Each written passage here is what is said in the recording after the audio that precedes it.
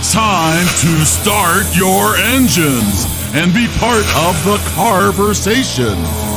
You can always ask the experts, Raffi and Dan Rosenberg, because it's now time for Clutch Radio. The show starts now. And here we are. Here we are indeed. We're back. It's been 2 weeks. Yes. You had a trip, and then I had a trip. A long hiatus. Yes. What'd you call me? Welcome to Clutch Radio. I'm Dan over there. Over on that side's Raffi. Raffi was in Detroit for the week before, and I was in London this past week. We're very international. Yes.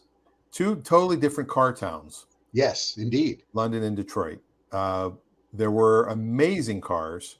I posted some pictures on my Instagram account. You just walk and there'd be a Lamborghini just parked on the street.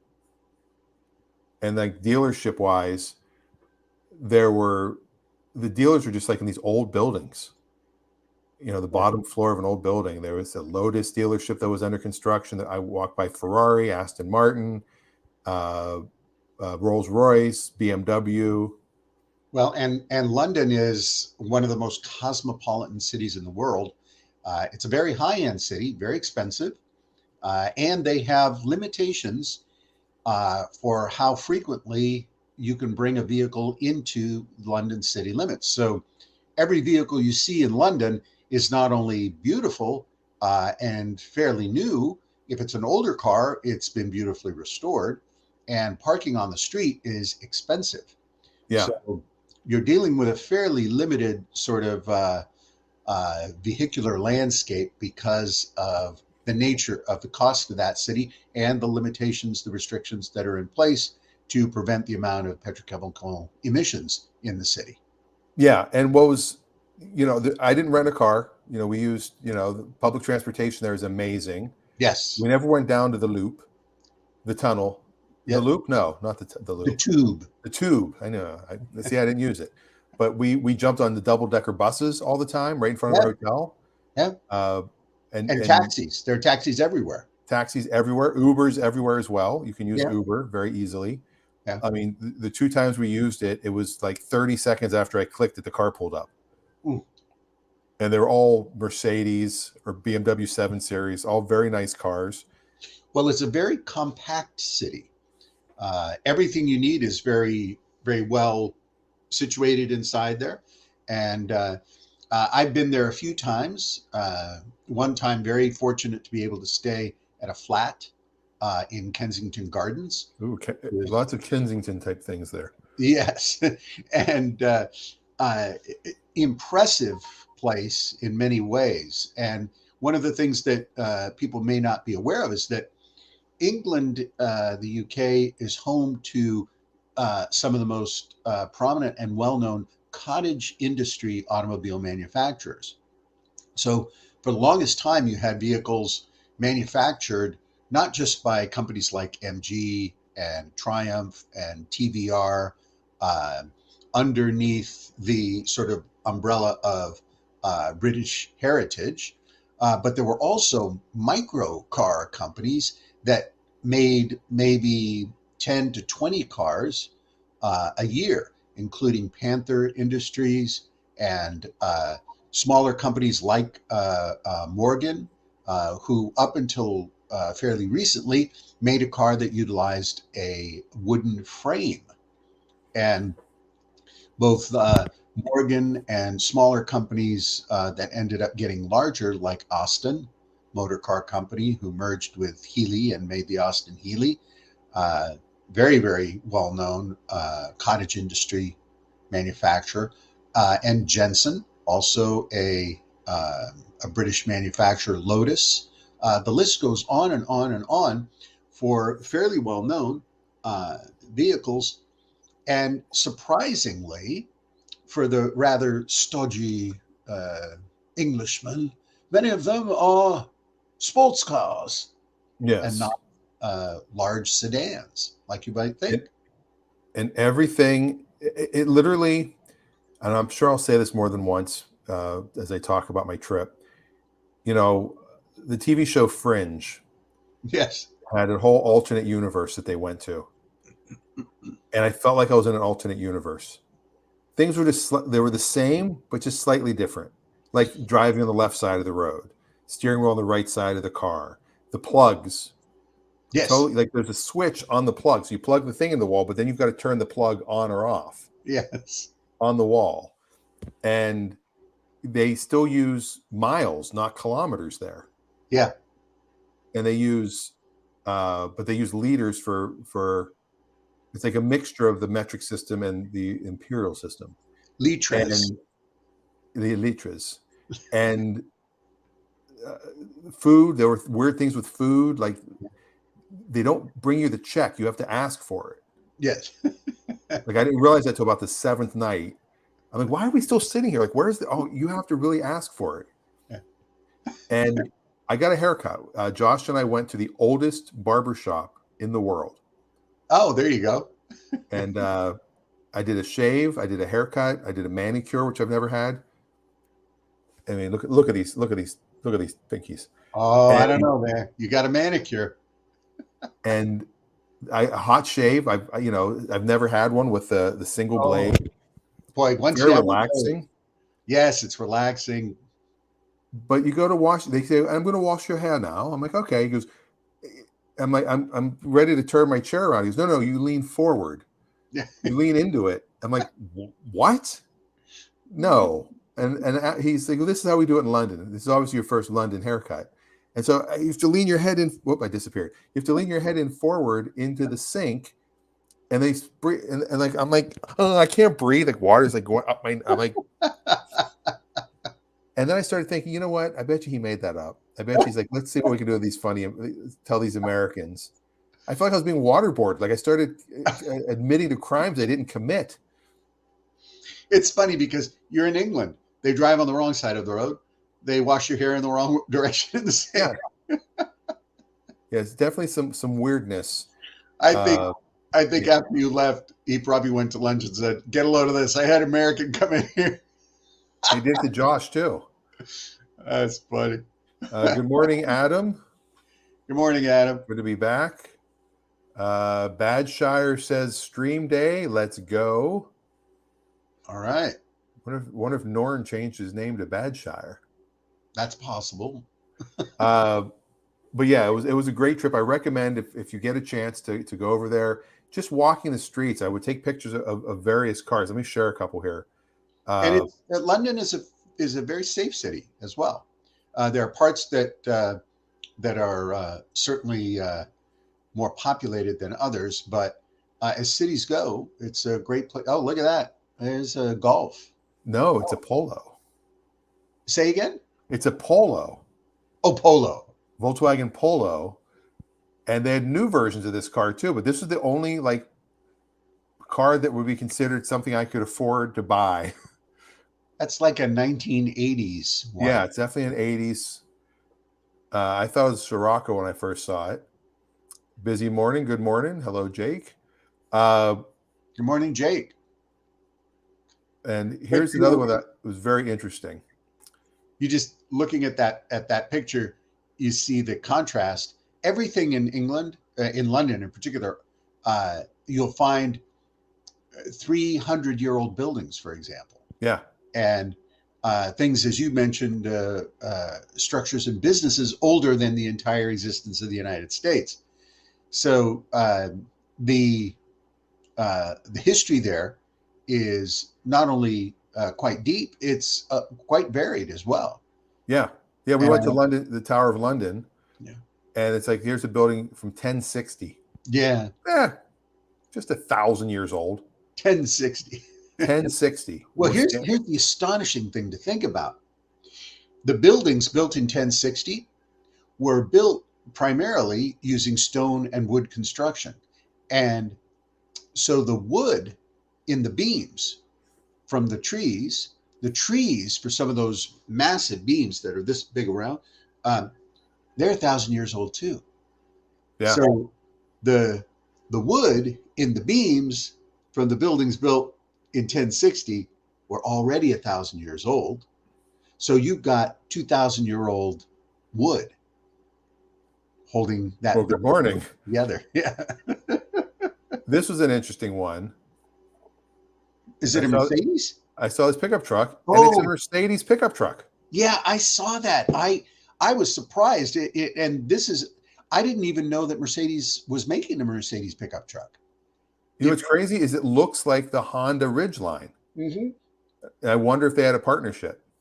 That's really interesting. I don't think they do, but we should do some research on that because, like I said, I wasn't even aware Mercedes made a pickup truck.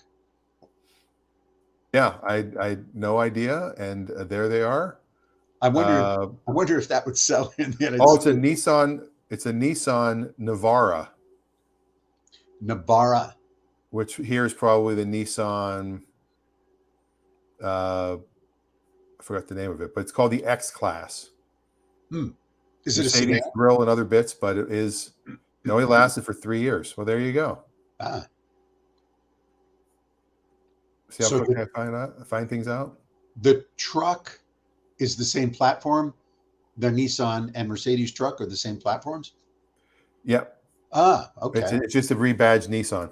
Got It's like the Nissan, not the Armada, the other one. Yeah, I understand. I understand. Yes. And one of the restaurants we went to was Murano, Cafe Murano. I kept thinking, that's a Nissan. I think it was a cafe before it was a car. Oh. Yes, since 1742. I mean, the restaurants we went to, and some of them were older than like the United States. Yeah. Well, and you walk into these pubs, and the facade out in front is usually made a wood facade with these small panels of glass, and they look wiggly, or they're round with a little nub in the center, and they're very old glass that was made by blowing glass into large flat sections and then separated to make clear panels. But the center of it ended up getting used on lower cost windows in pubs and various other little establishments like that. So you see those pieces of glass, and you know that the building is at least 200 years old. Yeah. So, other than the left hand driving left side, it didn't seem like it made sense to me. And there was there was at least one traffic circle. I'm not sure if it's the one they used in European Vacation, where the inside is going left and the outside is going right. Yes. Like, can you imagine a traffic circle here going both directions? Well, traffic circles in general are challenging for American drivers. Now you do it the opposite direction, and it's just very, very weird. I remember driving in the UK when we were there, and boy, you got to have your wits about you. It's under stressful situations, you tend to veer to the right, and everything out there is going that way. Well, there we go. Yeah. If you have any questions, by the way, we can stop talking about London. You can post them in the comments, and we'll be glad to talk about anything car related. Anything car related. We could talk about other car cities. And what's surprising about London is, unlike New York, which I don't believe there are any vehicle entry restrictions to the city of New York, New York has a much broader economic range of vehicles than London does. You're more likely to see cars that are maybe $1,500 to $3,000 driving through New York, and I would suggest that it's nearly impossible that you'd see a car that's less than $10,000 driving through London. Yeah. Even the people that do couriers or deliver things, they're either on a bicycle or a scooter, or they're working with a series of Uber drivers for their deliveries, because it's impossible to have a low-cost car in London. Now you get outside the city limits of London and all over in the smaller communities and surrounding areas where the economic diversity is a little more broad. You'll see all kinds of cars and quite a few really old vintage cars. Speaking And of, yeah. look at this one. This is just walking back from dinner one night. Oh, there you go. I Now mean, that wow. is this is a Bentley. Rolls-Royce and Bentley built nearly identical vehicles for a long period of time, just changing the branding and the various trim. The grille you can see is the more rounded version. So this is a Bentley. It looks like it's a long wheelbase car, and it also is an early 70s car because it has chrome bumpers. This is probably a 71 or a 72. It has the quad headlamps. And this design, the Silver Shadow, was built between, I'm going to say, late 60s into the late 70s. So they kept it for quite a while. It was very successful, and it was one of the best-selling bodied Rolls Royces and Bentleys in North America. Yeah. Interestingly, their top clientele was the Middle East, but because they had so much difficulty making air conditioning system that would last through the Middle East, the heat in the Middle East and the dry desert air, they sourced their air conditioning units from General Motors. Of course, General Motors made the best. And what was amazing is there were no General Motors cars there. No, now is you won't. Vauxhall? Do they have a brand there like they used to have Opel? Vauxhall and Opel are, my understanding is they're still active manufacturers. Opel, that's a good question. I don't know if they're still Vauxhall. I don't know if they make cars anymore. But the brand Vauxhall and Opel are still active brands because you need to license if you're going to make Vauxhall or Opel branded products. So there is an entity that still protects the history or the heritage of the branding. But I don't know if they still actively make vehicles. But General Motors Opel division was a big UK manufacturer. Also, I believe they imported for many years. They exported to Australia Opels. And then you just see this sitting on the street. That's a nice little Ferrari there, and that's a fairly new one as well. Yeah. That model might be 21 or 22, and what's interesting about that car is here in the United States, it might be 400,000. In the UK, sitting on the street, licensed, fully registered, drivable, you're looking at closer to $600,000 because of the taxes. The UK still taxes your vehicle based on its displacement, the engine displacement. Oh. And that formula was calculated years ago. Many countries still do that. Italy does it. So to have a car with a significant engine in it costs you more. Now, you just look at this picture. You've got a Mercedes beside it. You've got a BMW behind it. And just to see this car just sitting in the rain. It's not a garage queen. No, and there's no reason for it to be because the owner doesn't need to preserve this vehicle. The purpose of its purchase was for them to drive it and show it off. Yes. And especially in that color, that is not a standard Ferrari color. That's a paint to order color. And there's the cabs Yep. that all had backward seats where you could sit facing each other if Yeah. you want to get nauseous. Yes.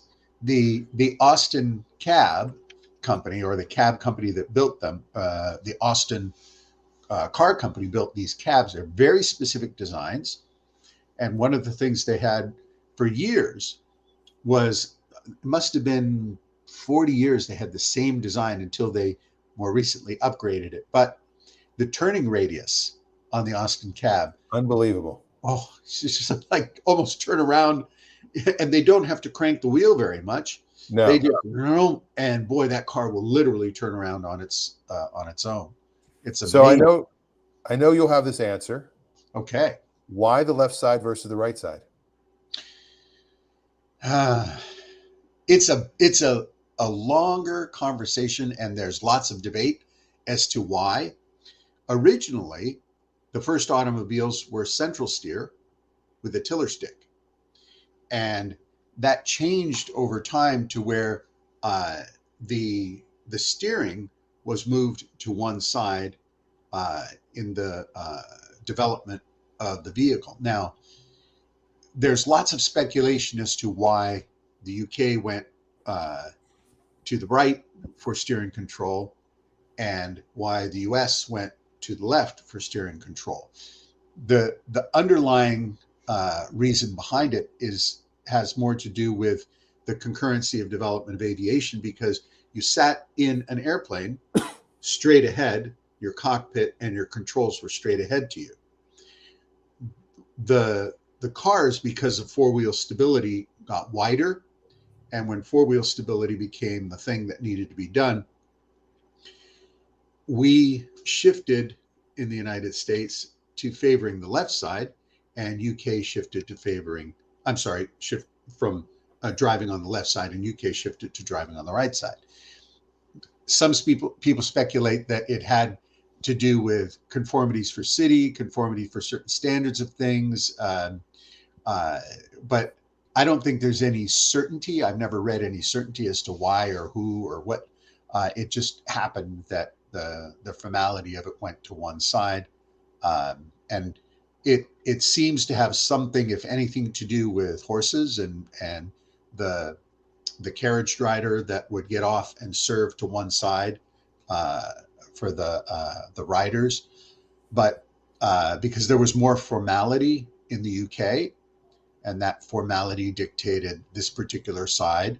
Because if you're in a carriage and you hop off to help someone and open the door, it's closer for you to hop off from the right side to open the door that's closest to the entry, as opposed to hopping off from the left side, coming around and opening the door.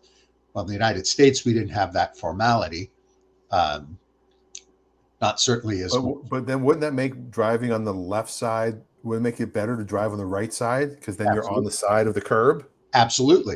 But we didn't have that formality like the UK did. And since wealthy people got vehicles first, the determination was that kind of thing made more of a statement, more of a presence, and more of a response to the wealthy people that drove.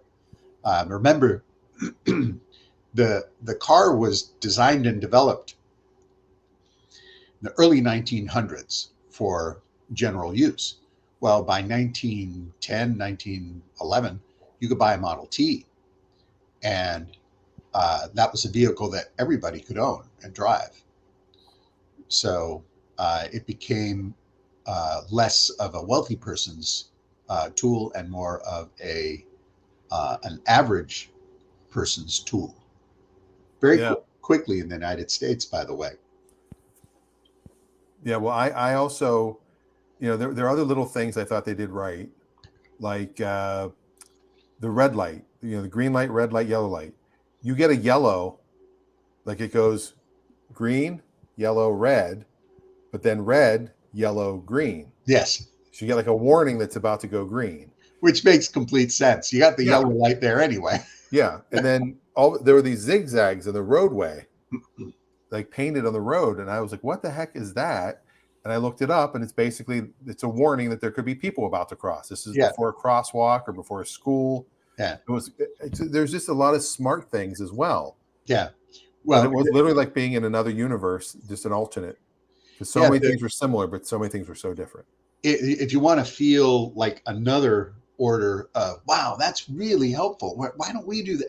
Go to Norway, because they have some of the most amazing infrastructural advantages in cities and walkways. I mean, first off, there's thousands of people on bicycles, and bicycles are as accommodated as vehicles in major cities. And Finland has one of the best city infrastructures, and the advantages to going in and out cities there completely different from cities in the United States.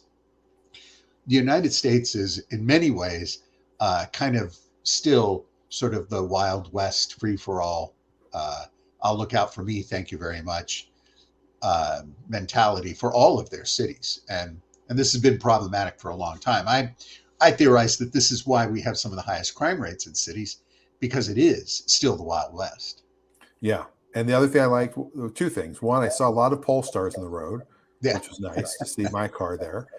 And two, the speed limit signs are just a circle that's outlined in red with a number in it. Yeah. That's it. That's all you need. And it's still miles per hour, not kilometers per hour. Yet it's Celsius, not Fahrenheit. Yes. Well, there are a lot of weirdnesses in the measurement unit world. Science still uses metric and English standards, and we use a little bit of both in the United States. We never converted; we're still holding on to it, which is kind of odd if you think about it. It's one of the few British things that carried over from when we established our independence. For some reason, we never decided to make that shift. Although many people wanted to in the 70s and 80s, there was a big push to try and get it into, I remember when I was in grade school, which was the 70s and 80s, we're going metric in 10 years. And my mom says in the 50s, they kept saying, we're going metric in 10 years. There's no way. We'll never, I don't think we'll ever go metric. I think now it's a thing of pride, like national pride. People So assume much easier. Oh, it would be. Absolutely. 12 inches in a foot and 3 feet in the yard. What's an acre? Exactly. Or a cubit. Speaking of cubits, we have a couple of features we do here every week on Clutch Radio. One of them is, we get a little bit of echo right now. I don't know if that's from me. One of them is Raffi Goes Old School. Here we go. Are you ready to do that? I am always ready, Dan. All right. Let's play your little old school thingamabob.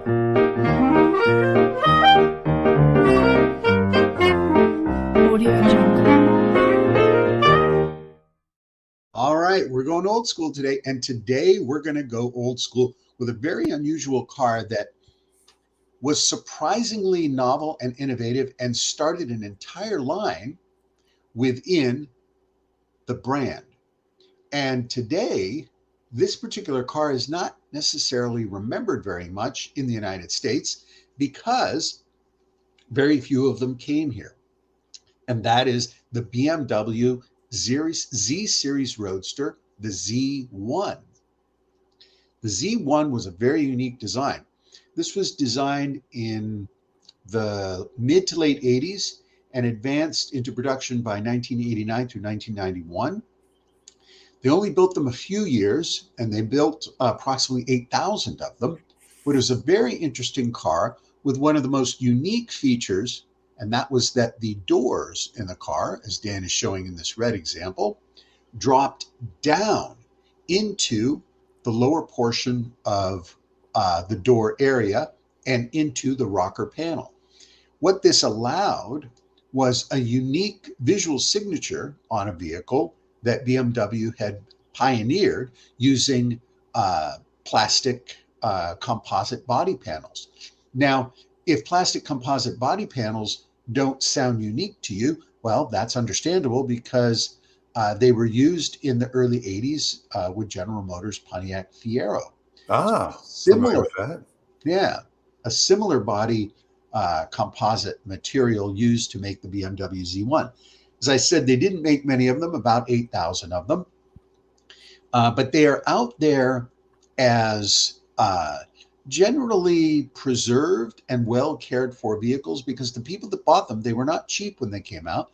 They were expensive vehicles, but they started the entire series of Z Roadsters, which makes up a substantial portion of BMW's model line, from the Z3, including the M Roadsters and M Coupes, into the Z4 and the next generation Z vehicles, as well as the Z8, which was a retro design. So the Z1, with its unique drop-down door design, can be had today. These generally have been in the $40,000 to $60,000 range, but over time, what's been happening is as the 30-year anniversary comes uh, into into import possibilities back to the United States, many are finding their way back to the United States from European ownership, being imported here, cleaned up. Low mile examples are getting into six figures now. Yeah, this one's 300 kilometers and it went for over $100,000. Yeah, it's It probably got one of bid the, up to it, didn't even sell. it didn't sell. It's probably one of the highest priced ones and probably one of the best examples. To me, these don't look as nice. The design isn't as nice in bright colors like this. They have some more subtle metallic colors where I think the design is much better. It's a very well executed design overall. It would be hard to call it striking because the body architecture is actually very subdued and the surfacing is subtle. This is a better color for that car. It's a very late 80s, early 90s color, nice color combination. Um, this one might have been in the high four figures. I can't see the 66,000. 66,000. It bid to, it did not sell. Did not sell. So as I said, you'll pay more for a nice example, and some of them are in fact approaching six figures. These are peppy. They're front engine. I believe, I don't know this certain, but I believe they came with manual and automatic transmissions. Of course, manual transmission would be the more desirable. Different wheel packages, but overall, a sporty, unusual design that guarantees you looks of surprise and delight when you park and lower your doors. Now, the big question, of course, would be why in the world would you want doors that lower into the rocker panel? And the answer, of course, is for many people that have small space garages and want to have a second fun car. One of the challenges in parking is how do you get out when you swing your door open? Well, the answer here is the door does not swing open at all. So you basically have bought yourself another 2 feet of space by being able to park real tight in small spaces and just simply drop the door and get out. Now, I just noticed something when looking at the back end. Yeah. Oops, I missed it. Let me get back to it real quick. Mm-hmm. When looking at this back end, it looked very familiar to me. And I thought, does that look a little bit like that? It does. Now, these are both similar design vehicles from similar eras. But you would find this similarity in pretty much all cars from this era, because during the 80s, and early and into the early 90s, designers were doing a lot of migrating from company to company. So it was not unusual that you would find designers that worked at VW, then worked at BMW, then worked at Audi, and many of the visual signatures were finding their way onto vehicles of multiple different brands. There was time period where there was a lot of design similarity in the late 80s into the early 90s because there was a lot of company to company migration of design talent. Yeah, these are gorgeous. Yeah, they're great cars. They're very unique. Almost all the parts on these cars are specific to that series vehicle. And again, they made only 8,000 of them, so they're relatively rare. And for all intents and purposes, they will continue, in my opinion, to be six-figure cars into the future. All right. Well, that is an awesome old school. And Ray, our good friend Ray, has sent us a Stump Raffi. Uh-oh. So All right, we'll I'm do a quick ready. Stump Raffi while we're at it. And now it's time to Stump Raffi. Now, Ray stumped me a couple weeks ago with a Kia, I believe it was. Yes. So Let me see. Let me pull this one up. I'm having trouble. Oh, there we go. It wants me to open it with photos. should I put on my stump glasses? I don't think you need the stump glasses for this one. All right. I'm getting ready. All right. I think I know what this one is by looking at it, but I'm not sure. I'm having trouble getting it to come up, though. Hold on a second. All right. Window. I'm surprised, by the way, you're not jet lagged. I'm not at all because coming back, we left yesterday at 5 o'clock or 4:15 basically, our local time there, and we landed here at 5:45 p.m. So it never got dark, and then we went to bed around 9 o'clock. Got up around 7 or 8 this morning, and I'm back in normal time. You're back, baby. And then we went over there. We slept on the plane. We left here at 8 p.m. and got there at 1:30 in the afternoon. So we spent the rest of the day, went to bed that night. There you go. So it kind of all just worked. Here, I'm going to try this a different way. For some reason, I think it's because he sent a live photo instead of just a regular picture because, iPhones like to do that. Sure.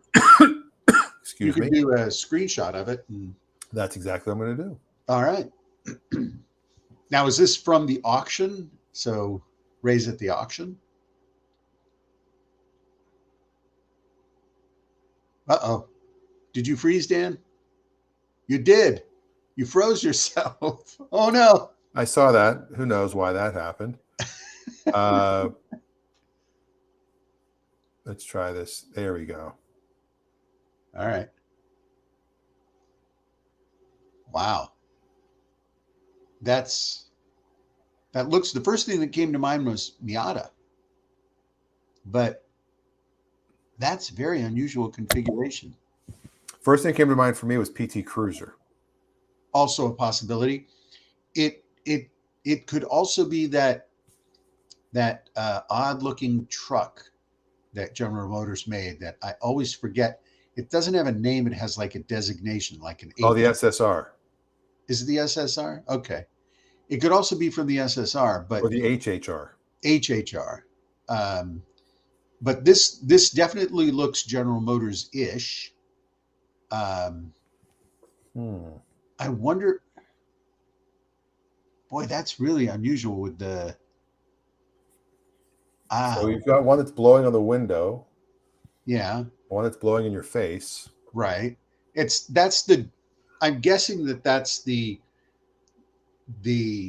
left side corner of the dash. Yes, that was my guess as well. Okay. By the way, the Kia that you were stumped on was the Kia Burrito. Yes, the Kia Burrito. Which I have to say, was it Thursday night? I had a Kia Burrito, and it was very tasty. Yeah. You kept tasting it for 2 days afterwards. Yeah. Ray, do you want to give us another picture, another or a clue? It looks American. The texture on the dash, the texture on the doors, that kind of design looks like something. It also looks 90s, early 2000s. Yeah, but I'm not sure that kind of roundness and organic. That's very 90s. Yeah.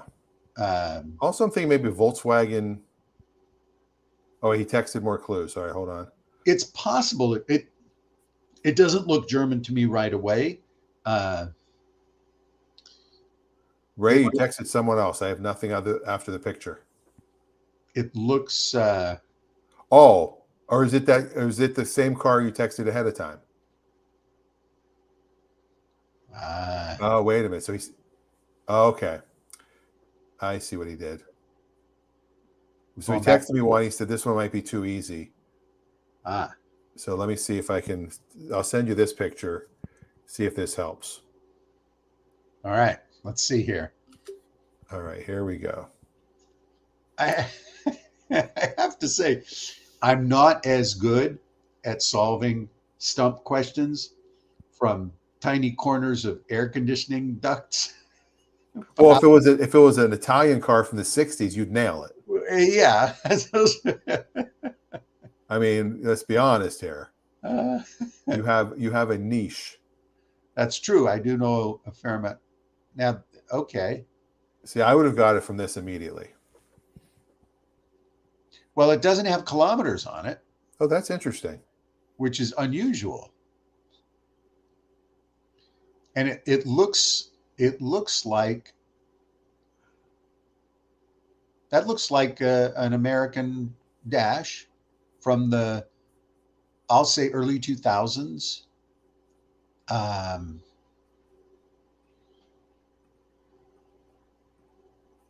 yeah, I'll go with either a Chrysler or could be General Motors as well. You're very close when you say Chrysler for a very specific reason. This will give it to you. Are you ready? Yep. Here we go. Okay. Here it comes. And remember, you said Chrysler. I did say Chrysler. It is definitely oh, what? That's a Mercedes. It was Daimler Chrysler. This was a car that was probably co-designed. I would have never thought that was a. I said PT Cruiser was my first call, Yeah. and it's actually a C class. Wow. Yeah, But that's it's back when they were, Daimler Chrysler. exactly. Good morning. But interestingly, no kilometers on that dial face. You know why? I bet you that the light that says MPH switches. You can switch it, then it says kilometers. So the numbers don't switch, but the little MPH switches to a kilometers. That's possible. I think that's the one I once drove. But Ray says he really likes this car. Well, He drives it daily. Listen, these were great cars. They're Mercedes builds some of the best automobiles in the world. But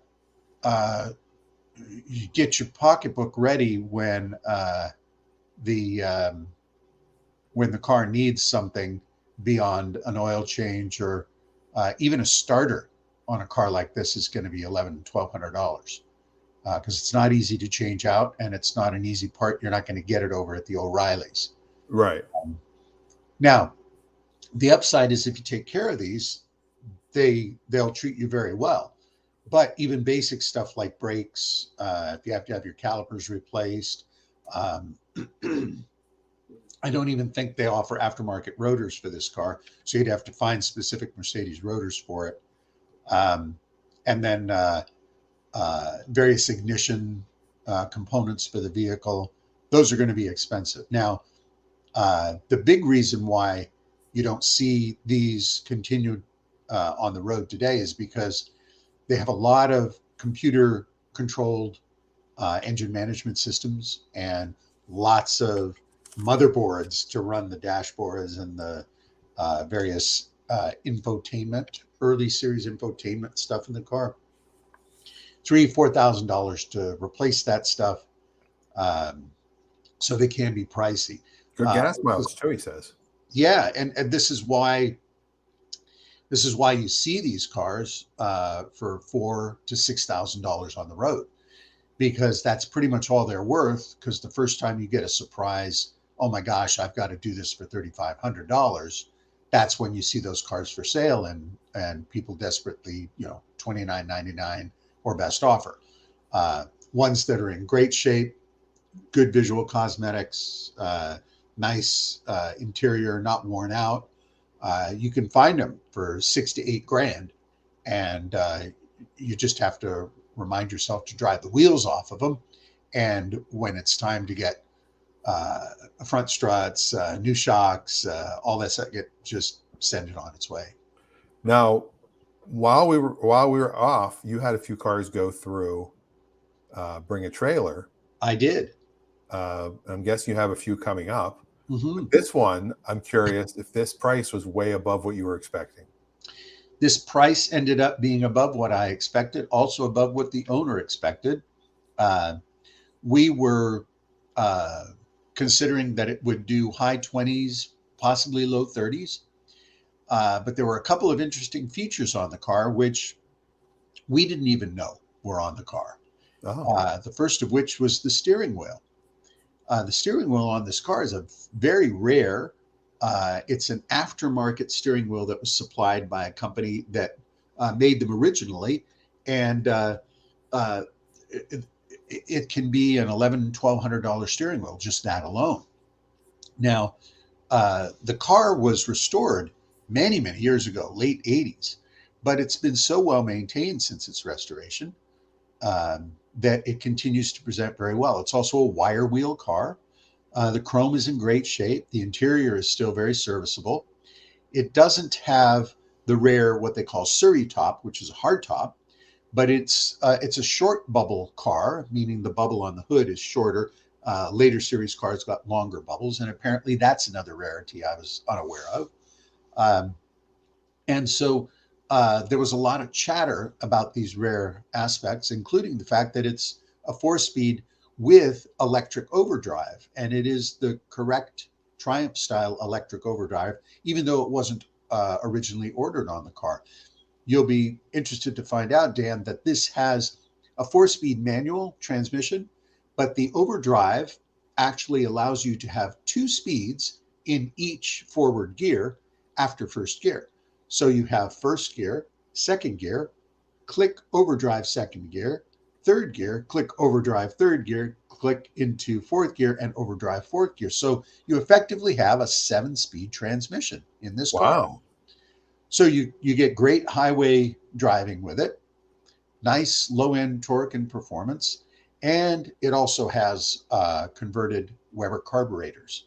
So a little bit more power overall. So all of these things, even though it's an older restoration, added up to the $38,000 final selling price. This car looks immaculate. It's hard to believe it's that old of a restoration. It imaged up really well. The car is in excellent condition. And it's a car you can drive and enjoy. So there's no issues with it. And the owner is very pleased to have purchased it. It goes off to Wyoming. Wow. Yeah. Or as Owen Wilson would say, wow. Yeah. Ka-chang. Ka-chow. And in keeping with our opening theme, a British car. Yes. And a sports car. Yeah. British love their sports cars. One funny thing was when we were in London, and my son had a bottle of Coca-Cola. Yes, Coca-Cola. And it says recycle me, but it looked like it said recycle Maine, like ME, because there's recycling in Maine. Like, over here it'll say recycle Maine, Oregon, list of places where or there's a deposit, right? 10 cents in Maine. Yeah.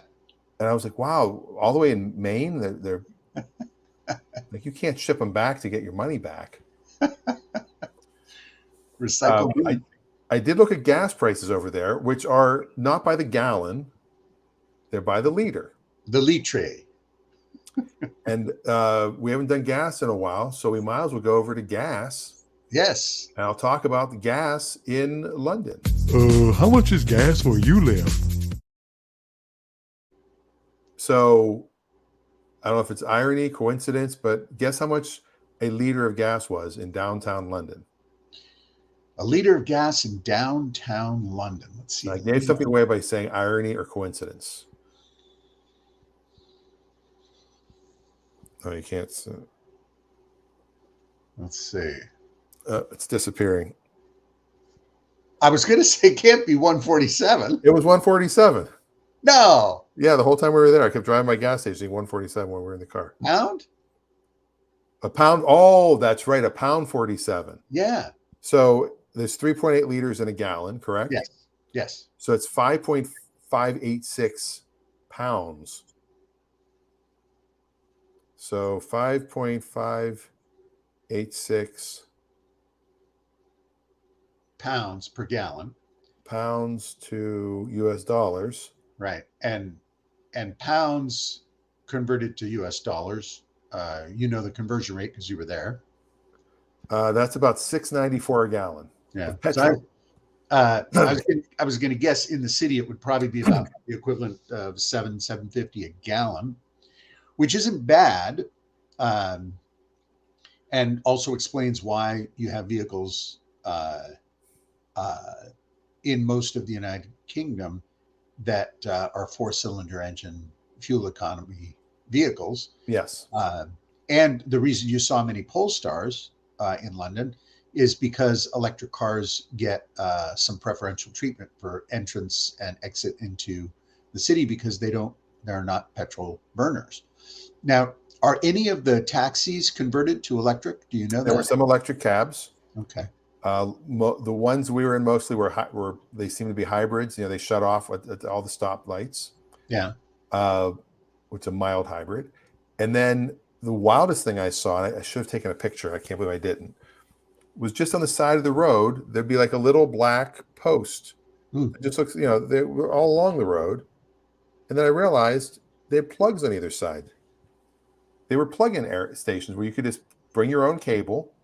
Oh. And you just plug your one end in, plug the other end into your car. Well, that's helpful. Yeah. So there was a lot of hidden charging infrastructure. Like you didn't see a lot of major, huge pump plugins. Now, of course, I'm sure they're not super high powered. Right. Well, all the electricity is underground there. There's no wires. There would have to be light for emergency only because your vehicle, when you enter London, they start the clock on you. So, and when you exit London, you pay the fee based on what your entry and exit. Unless it's your residential, unless you live, because they're all in residential areas where I saw them. Yeah. So people had their car parked in front of their house, and the little house, they had it plugged right in. And I think the reason for that is that infrastructurally it would be impossible because many of the places in London don't have place to park your car. So they park out in front, they charge out in front, which makes sense. Yeah, so I was very impressed with some things like that they're very well. There was a gas station beside our hotel that it took me until the third time I saw it to realize, because it said Esso, and I saw the convenience store, but I'm like, this can't be a gas station. But it kind of went down. Yeah. And there were 4 pumps and then came back up. So like subterranean, it wasn't, half of a couple, maybe 6 feet below street level. So you don't see the pumps from the street. Yeah. And I never went into the convenience store. I should have, because I'm sure they had interesting different foods, different types of candy bars. My guess is they don't sell Slim Jims there. No, the food was, everyone was so much skinnier. Yeah, that's because no one wants to eat British cuisine. All the food we ate was great, I'll be honest. But it's because it's not made by people from Britain. all the people that have come in from other cultures have right. London was all the service industry is dominated by foreigners. Yes. It was very rare that somebody came up and said, "Hello, welcome. Hey, what do I get for you?" It was French, it was German, it was Croatia, it was Russian, Yep. Ukrainian, Turkish, Yeah, you Indian. had a lot of different accents.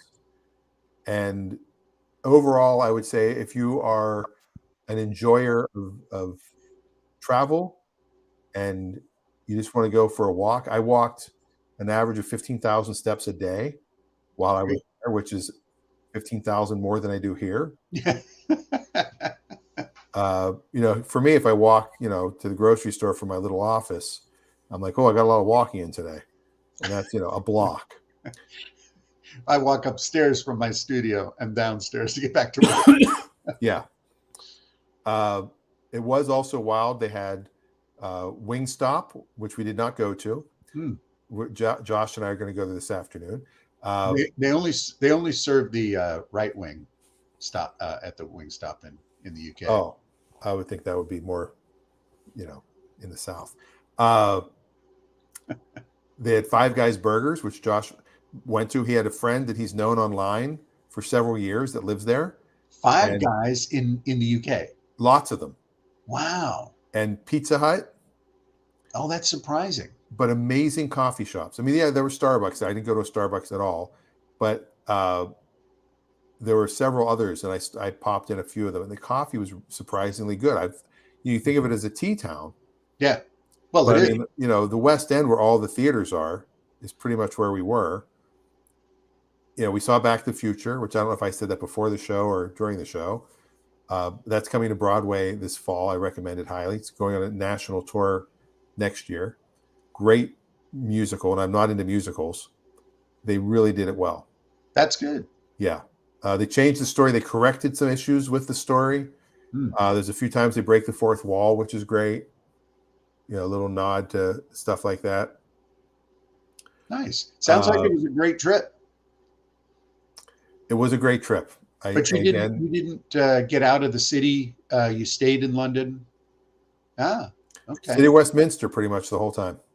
There's some great. One of the nice things about the car companies in the UK is it's very easy to get a tour of their factories. I'll plan that for the next time. Yeah, you can see Jaguar and Rover and Morgan and Lotus. Yeah, I mean, we did the Cathedral, we did the British Museum, we did Parliament. Mm-hmm. We did the Churchill War Rooms. Holy moly, that's an amazing tour. And just you're standing there as you're entering in to what was a crater. It's been fixed, but I mean during World War II, like a bomb. Oh yeah, went off right there at the entrance to where you go, and you go down. It's all underground in the bunker, and it's just Churchill. You realize was a pretty amazing person. And it's amazing how much of England was bombed. Yeah, some of it devastatingly so. Yeah, and the entrance to Parliament is the old entrance to Parliament, which was bombed. Mm-hmm. And when they rebuilt, Churchill said, "Leave that part up so you can see the damage." Yeah, and it's still there. Ray Pepper says, "Stop by Affordable Autos today in Bremerton. We'll buy me and my son a Dutch Brothers coffee. Shop for a car and say hi. They're having a sale." So he's working. He's S&P Auto, but he also works with Affordable Auto. There you go. I won't be coming all the way to Bremerton. I'm only going to Paulsbo. It's going to Paulsbo. As far as I go today. Somehow it's been an hour. Well, and it's always a pleasure. A little bit of catching up on this episode, but that's also good. Let's also remind everybody, if you're in the area on the 19th of April, is that correct, Dan? That is the next screening, the final screening. The final screening. Our sound is currently being worked on by a Grammy Award winner. Nice. So this version will have all color and all color sound. Should be done. Audio should be done. Everything should be done. The edit is as tight as can be. Our colorist, I'm supposed to hear from him this weekend. It should be done. And what time on the 19th? He's telling me 7:00, but I have a feeling that's going to be hard to do because it's always been 7:30 or 8. So I've got to double check. We can go into any theater now because we don't have to do a Blu-ray. We can do it now that we know how to do the digital cinema package. We can be on any screen there. Okay. So it should be amazing. I would send you an early copy, but I think you'd probably rather see it with everyone else, maybe. That would be great, but I would like eventually to get an early copy. There are a couple of people that I'd like to send the link to. Yes, and then the shopping begins, and we find out. Yeah, and do people need to register online for a ticket? We'll have that set up probably early next week, so Okay. I'll share it on next week's show. Okay. But yeah, it'll be free as they all have been. And this one, there'll be no survey afterwards. We don't want, because we're not changing anything at this point. So, but we will do the post audience Q&A. We'll do the Q&A. Awesome. I love it. Which was always fun. Yes, it is. I did one in Pittsburgh. We did one in Bremerton. And I'm going back to Pittsburgh at the beginning of May to do a commencement speech. I'm a keynote speaker at a commencement. You are? I am. Wow. I know. That's very impressive. You're keynote speaker. I am the commencement speaker at Community College of Beaver County.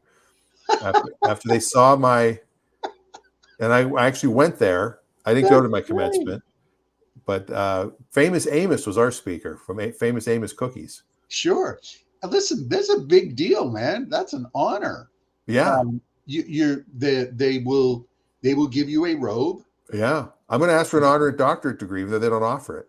No, it's community college, but it's honorary. Who cares? Well, it has to be. They have to anyway. But that's a big deal in academia. That is a big deal to be a commencement speaker. You gotta do some research on other commencement. I've been doing it. I believe you me. You're gonna have some fun. I'll send you the copy before I do it. You can edit it for me. All right. Well, I got to head out because I've got another meeting I got to get to. All right. If you have any questions during the week, you can always email us or send us a thing or blah, blah, blah, blah, blah. We'll be back next Saturday. And also the Eridan Film Festival, Monday at 5 p.m. on the West Coast, 8 p.m. on the East. Warm Bodies is the movie. Wow. The Zombie Love Fest. Wow. Okay. The romantic zomedy. Zomedy. I just clutched that. I just coined that. Clutched. Bye, everybody. See ya.